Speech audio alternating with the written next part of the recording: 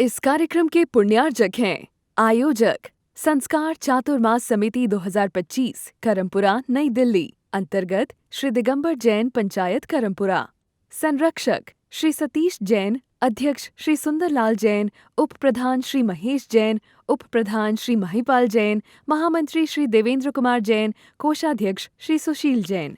कार्यकारिणी सदस्य श्री प्रदीप जैन, श्री घनश्याम जैन जी, श्री संजय जैन सीए, अरविंद जैन, मोहित जैन, राहुल जैन, निखिल जैन।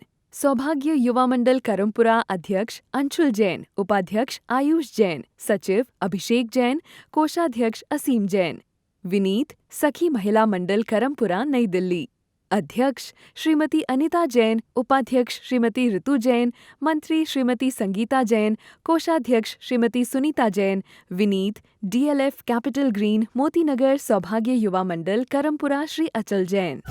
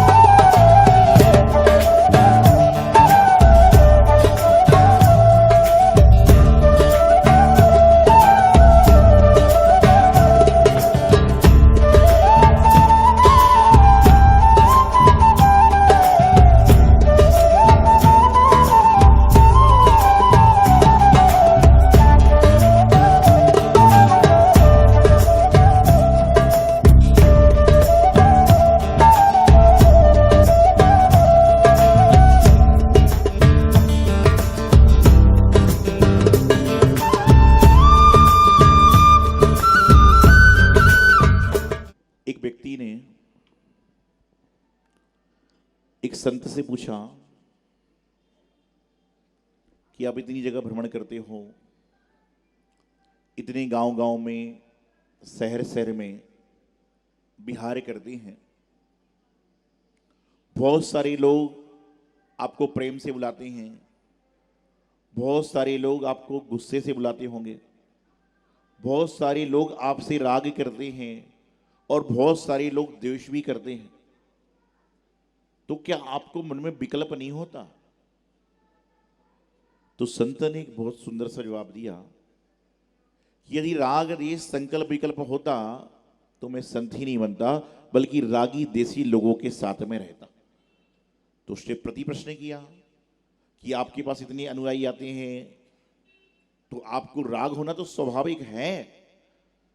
तो संत ने जवाब दिया कि राग हो सकता है, लेकिन वह जो राग होता है वह श्रावकों को घर से मंदिर की ओर ले जाने वाला होता है, श्रावकों को भगवान के जिनालय में ले जाने वाला होता है, श्रावकों को तीर्थ यात्रा कराने वाला होता है, श्रावकों को आहार पूजा आदि कराने वाला होता है। तो ये राग मुक्ति का कारण है, बंध का कारण नहीं है।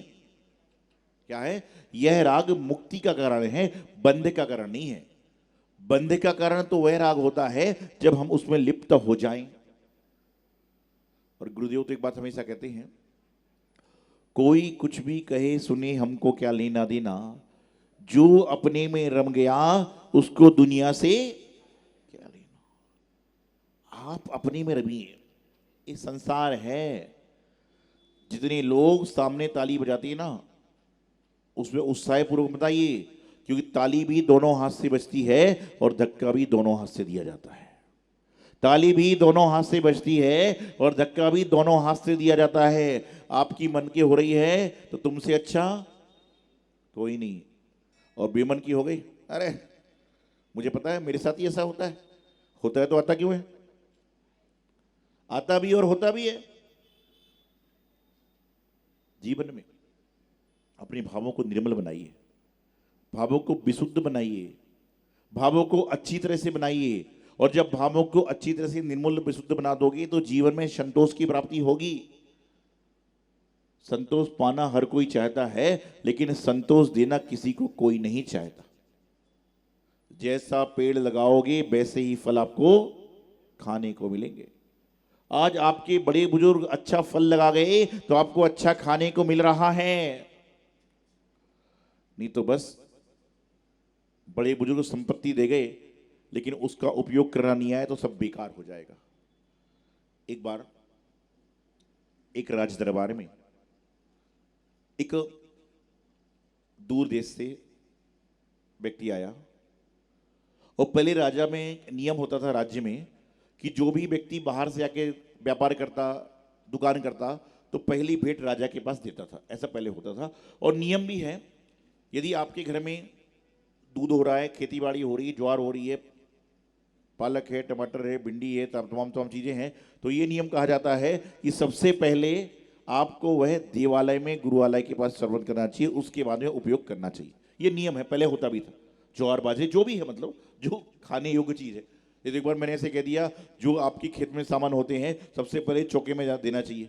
एक आदमी ने 3 किलो आलू 2 किलो मूली भेज दी। क्या किया? 3 किलो आलू 2 किलो मूली भेज दी। बोले क्यों? बोले महाराज ने कहा था, इसलिए मैंने कह दिया जो खाने होंगे। तो वह भी पहुंचा तो उसने एक गाय लेके आया था, सुंदर सी गाय। तो उसने क्या किया, गाय को लाया तो सबसे पहले दूध से उसने रबड़ी जमाई और राजा को भेंट दी। राजा को रबड़ी बहुत पसंद आई। अगले दिन उसने छेना के रसगुल्ले बनाए, वो पहुंचाए। तरह तरह का संदेश बनाया, वह पहुंचाया। तरह तरह की मिठाइयां बना बना के पहुंचा रहा था और अपना व्यापार कर रहा था।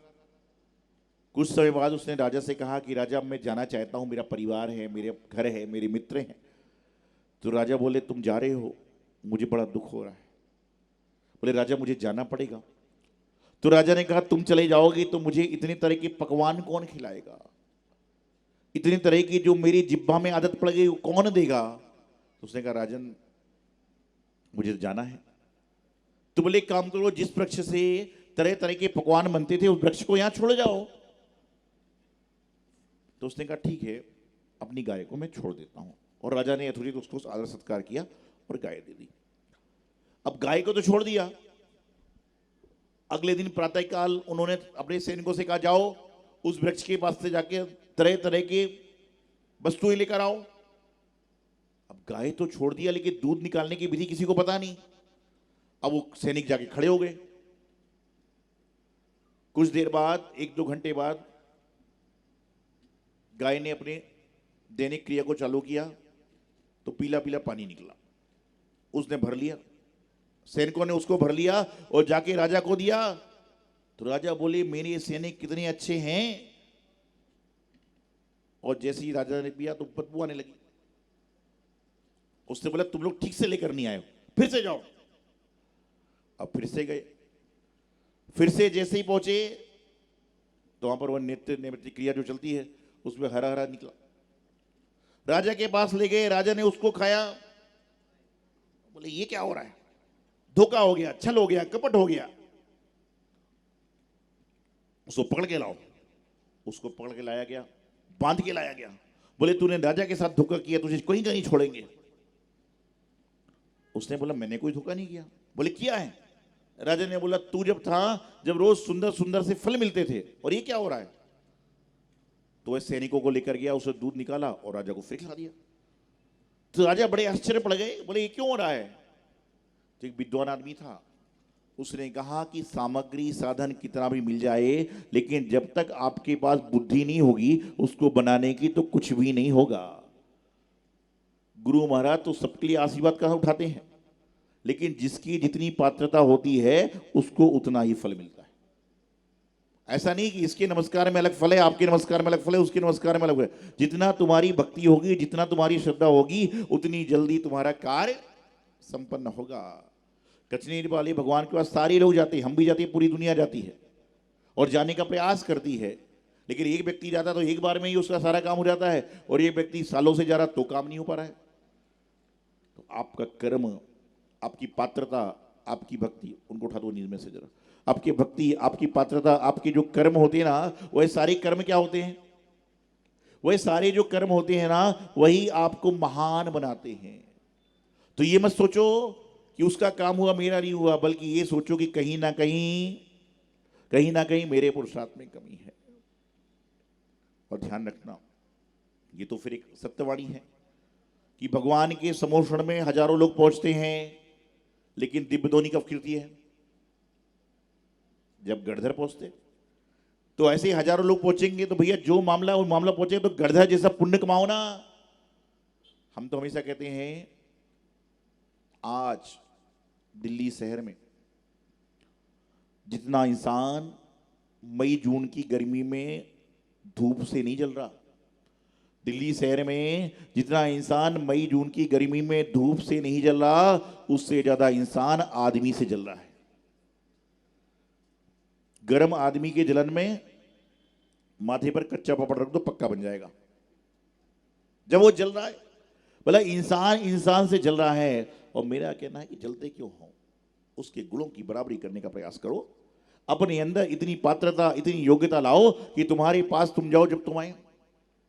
एक बार मुझसे किसी व्यक्ति ने पूछा कि महाराज एक बात मुझे बुरी लगती है। मैंने पूछा क्या?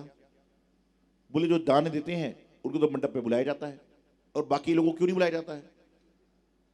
तो मैंने उसको कहा कि अगले बार से हम लोग मंदिर में कार्यक्रम कराएंगे, भोजन नहीं होगा, कुछ भी नहीं होगा, चलेगा? अरे बोले महाराज इतनी दूर से आते फिर भोजन, तो फिर दान लेना पड़ेगा, दान लेना पड़ेगा तो उसको बुलाना पड़ेगा। तो बोले महाराज जो दान नहीं दे सकता वो क्या करे? तो फिर मैंने उसको बताया कि दो तरह से व्यक्ति समीप पहुंच सकता है। कितने तरह से? दो तरह से। एक तो दान से या योगदान से। या तो तुम इतनी पात्रता पैदा करो कि तुम दान दे सको, और दान देने की क्षमता कम ज्यादा है तो योगदान तो दो। तुमको भगवान जी का अभिषेक 14 को ही बोली लेके क्यों करना है? बाकी 13 को भगवान जी नहीं है, बाकी एकम को भगवान जी नहीं है, बस उस समय ही चलना है। तो या तो दान करना सीख लो, और दान नहीं कर सकते तो योगदान करना सीख लो। जो आदमी योगदान में रहता ना, उसको दान से पहले बुलाया जाता है, ध्यान रखना। जो आदमी दान से ज्यादा योगदान में रहता है, लोग उसको हमेशा बुलाया करते हैं। रामचंद्र जी के साथ फेमस कौन कौन हुआ? सबरी। सबरी ने क्या दिया था? भक्ति दी थी, भावना दी थी। इसलिए आज भी लोग करते हैं, राम के साथ में सीता को, लक्ष्मण को याद करते हैं, लेकिन जब भोजन की बात आती है तो किसको याद करते हैं? ऐसे बनो ना। लेकिन बस हम तो दूसरे चल रहे हैं, क्रियाओं में घूम रहे हैं, क्रियाओं में दौड़ रहे हैं। तो दान या योगदान, योगदान मतलब सेवा है, भक्ति है, पूजा है। इसके माध्यम से हम क्या कर सकते हैं? आगे जुड़ सकते हैं। तो अपने जीवन को अहर्निश कल्याण की ओर ले जाना है। तो आपको क्या करना पड़ेगा? क्या करना पड़ेगा? आपके पास में साधन सब कुछ है, लेकिन आपको विधि नहीं मालूम, तो क्या होगा? उसी राजा जैसा काम हो जाएगा। और इन सबको विधि मालूम है तो इनका काम हो जाएगा। गुरु महाराज सभी को समान दे रहे, लेकिन जिसको विधि सीख लेता है वह पार हो जाता है, और जो विधि नहीं सीख पाता वो क्या करता है? वो तो दरवाजे से पार भी नहीं हो पाता। जो विधि सीख लेता है वह पार दरवाजे से भी नहीं होता, और जो विधि नहीं सीख पाता तो क्या है? अभी यहां बहुत सारे लोग बैठे हैं, कोई बाहर से आदमी आ जाए, दो चार बोलेंगे आज तो आहार में हमारा नंबर ही नहीं आएगा, आज तो हमारा आहार में नंबर नहीं आएगा। तो यहाँ का नंबर लग के आहार होता है? ऐसे लोग, दुर्बुद्धि लोग, इनकी भक्ति सुन्न हो जाती है।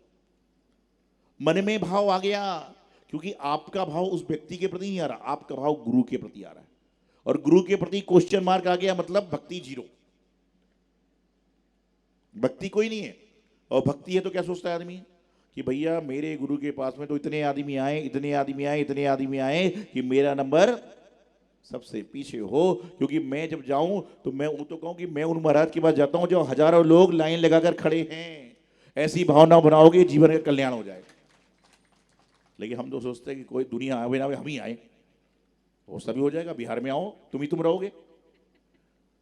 कमंडल तुमको 12 तारीख को क्यों पकड़ना जब कैमरे वाला चल रहा है? कमंडल लेके बिहार में वापिस तो आओ। 12 तारीख को कमंडल गायब हो गया। अरे गायब, आप फोटो खिंचाने चक्कर में कमंडल छूट गया। अनीता जी के घर पर नहीं छूटा था, लोग अनीता जी को देख रहे हैं। तो बताना चाह रहा हूं क्या हुआ। 12 तारीख को कमंडल पकड़ने वालों की लाइन लग रही है और 13 तारीख को 2 महाराज अपना लेके चल रहे हैं। संसार है। एक जगह मस्का भी हो रहा था भगवान जी का, तो बहुत जनता थी, 200-300 साधु महाराज थे। तो वहां पे बोला गया, महाराज माता जी ब्रह्मचारी और जो कमंडल लेके जाएगा उसको छूट है। कितने? 250 महाराज जी थे। एक आदमी कमंडल की काउंटिंग कर रहा था। तो आपको जानकर बड़ा आश्चर्य होगा कि जब कमंडल की काउंटिंग हुई तो 250 महाराज जी थे और कमंडल निकले 308।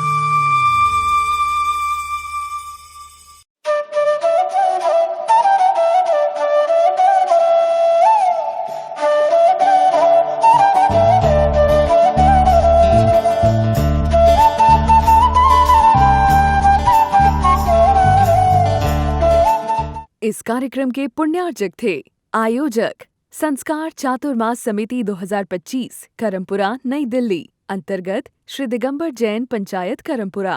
संरक्षक श्री सतीश जैन, अध्यक्ष श्री सुंदरलाल जैन, उप प्रधान श्री महेश जैन, उप प्रधान श्री महिपाल जैन, महामंत्री श्री देवेंद्र कुमार जैन, कोषाध्यक्ष श्री सुशील जैन।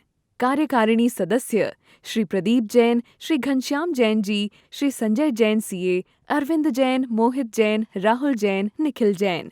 सौभाग्य युवा मंडल करमपुरा अध्यक्ष अंशुल जैन, उपाध्यक्ष आयुष जैन, सचिव अभिषेक जैन, कोषाध्यक्ष असीम जैन।